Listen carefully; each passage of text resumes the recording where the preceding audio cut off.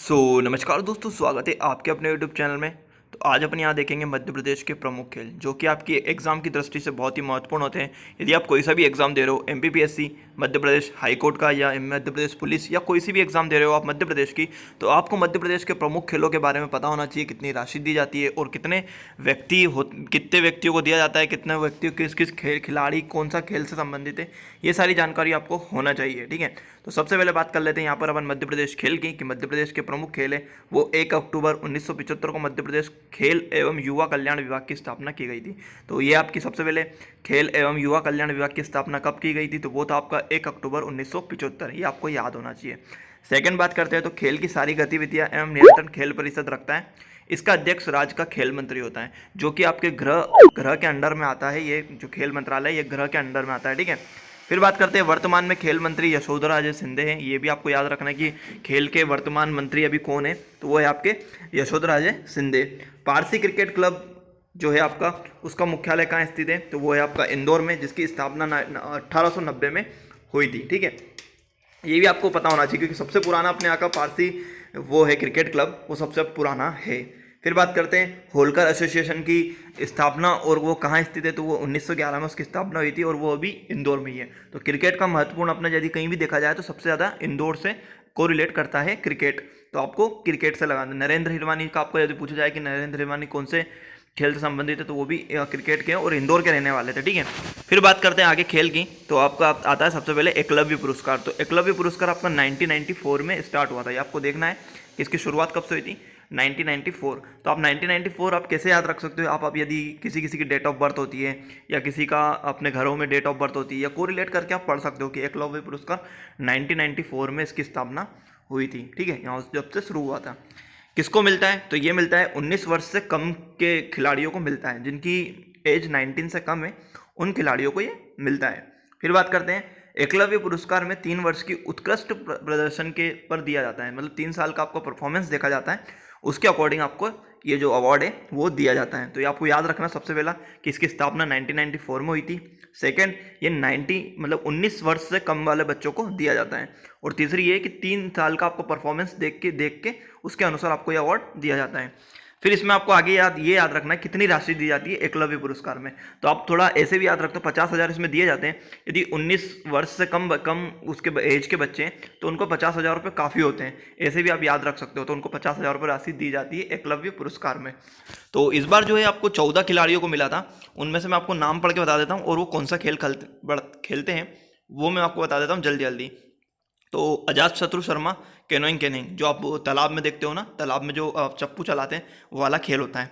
Aditya Dubey soft tennis, Aishwarya shooting, क्योंकि ऐश्वर्या का बहुत अच्छे से याद रखना, ऐश्वर्या प्रताप सिंह का जो बहुत फेमस है और अभी बहुत सारे उन्होंने गोल्ड मेडल भी जीते हैं, तो आप याद रखना है ऐश्वर्या का शूटिंग से। गांगी सिंह है आपके कराटे, अंशिता पांडे आपकी यूशु, परम दिलवर तैराकी, शंकर पांडे खेलते हैं फेसिंग, अक्षत जोशी है घुड़सवारी। अक्षत जोशी भी याद रखना क्योंकि बहुत हाईलाइटेड रहे हैं। फिर आता है अनुषा कुटुम्बले, तो वो टेबल टेनिस, और प्रियांशु रजावत टेबल टेनिस, गोविंद बैरागी सेलिंग। ठीक है, फिर 12वें नंबर पे शिवांगी शर्मा सॉफ्टबॉल, 13वें नंबर पे इशिका शर्मा हॉकी। इशिका शर्मा भी बहुत ज़्यादा हाईलाइट रही है, तो आपको उसका भी याद रखना है। परंपरागत खेल से तो आपका ये है नित्यता जैन को एकलव्य अवार्ड शतरंज में, तो शतरंज में मिला आपको, ये याद रखना नित्यता जैन को। तो ये पूरे कुल टोटल आपके 14 खिलाड़ी जिनको एकलव्य पुरस्कार मिला है। तो आपको जैसे मैंने डिटेल्ड बता दी, इसकी शुरुआत हुई थी 1994 में। 19 साल के कम से बच्चों को दिया जाता है। ठीक है, 3 वर्ष की परफॉर्मेंस देखी जाती है। ठीक है, और 50,000 रुपये इनको अवार्ड राशि दी जाती है। तो ये हो गया आपका एकलव्य पुरस्कार कंप्लीट। फिर बात करते हैं विक्रम पुरस्कार। सबसे पहले इसकी जो शुरुआत है वो कब से होती है, तो 1990 में इसकी शुरुआत होती है विक्रम पुरस्कार की। विक्रम पुरस्कार 19 वर्ष से अधिक उम्र के खिलाड़ियों को दिया जाता है। तो ये आपको याद रखना, 19 से कम वालों को एकलव्य और 19 से ज़्यादा वालों को विक्रम पुरस्कार दिया जाता है। इस पुरस्कार में 3 वर्ष की उत्कृष्ट, तो ये भी सेम है कि इसमें भी 3 साल की आपकी परफॉर्मेंस देखी जाती है, उसके अकॉर्डिंग आगे आपको विक्रम पुरस्कार दिया जाता है। इस पुरस्कार की देखो 19 साल के बच्चों को कम मिलेगी तो मतलब 50,000, और 19 से ज़्यादा वालों को मिलेगी तो 1 लाख। तो विक्रम पुरस्कार की राशि आपकी 1 लाख। लास्ट अभी जो मिले थे वो 10 खिलाड़ियों को मिला था विक्रम पुरस्कार। तो मैं आपको बता देता हूँ कौन कौन थे और कौन कौन से खेल से संबंधित हैं। तो राजेश्वरी कुशाराव, ये कैनोइंग, ये किंग। ठीक है, ये आपका गेम है। फिर है फराज खान घुड़सवारी, अद्वैत पागे अद्वैत पागे का भी नाम बहुत हाईलाइटेड रहा है, तो आपको याद रखना है, जो कि तैराकी करते हैं। मुस्कान किरार आर्चरी, जय मीणा सॉफ्ट टेनिस और चिंकी यादव शूटिंग। ये मतलब अभी 6 खिलाड़ियों के नाम है यहाँ पे, आप ये याद रख सकते हो, ये क्योंकि ज़्यादा बहुत हाईलाइटेड खिलाड़ी रहे हैं। फिर बात करते हैं आपका नेक्स्ट है विश्वमित्रा अवार्ड, ये जो कि कोचों को दिया जाता है, बहुत ही इंपॉर्टेंट है। लास्ट पीएससी में भी इससे क्वेश्चन पूछा गया था, तो आपको याद रखना है। और आप यदि मध्य प्रदेश हाईकोर्ट की भी एग्जाम दे रहे हो या पुलिस की काई की भी दे रहे हो, तो आपको याद रखना बहुत जरूरी है, ठीक है। फिर अब बात करते हैं विश्वमित्रा अवार्ड कब स्टार्ट हुआ था, वो भी आपका 1994 में हुआ था। तो आपको याद रखना है 1994 में एकलव्य और दूसरा आपका विश्वमित्रा, ये आपकी 1994 में शुरू हुए थे। इस अवार्ड को कोच या खेल प्रशिक्षण को दिया जाता है, मतलब जो कोच होते हैं उनको ये अवार्ड दिया जाता है विश्वमित्रा। तो आपको याद रखना है इससे। इसकी अवार्ड राशि भी 1 लाख रुपए दी जाती है और 3 वर्ष के अच्छे प्रदर्शन के साथ ही आपको जो दिया जाता है। यदि कोच आपकी टीम के साथ अच्छा 3 साल में कुछ उसका परफॉर्मेंस बहुत अच्छा रहता है, तो आपको ये अवार्ड दिया जाता है कोचों को, ठीक है। तो ये आपको एक याद रखना है कि कोच को कौन सा दिया जाता है, तो विश्वमित्रा कोच लोगों को दिया जाता है।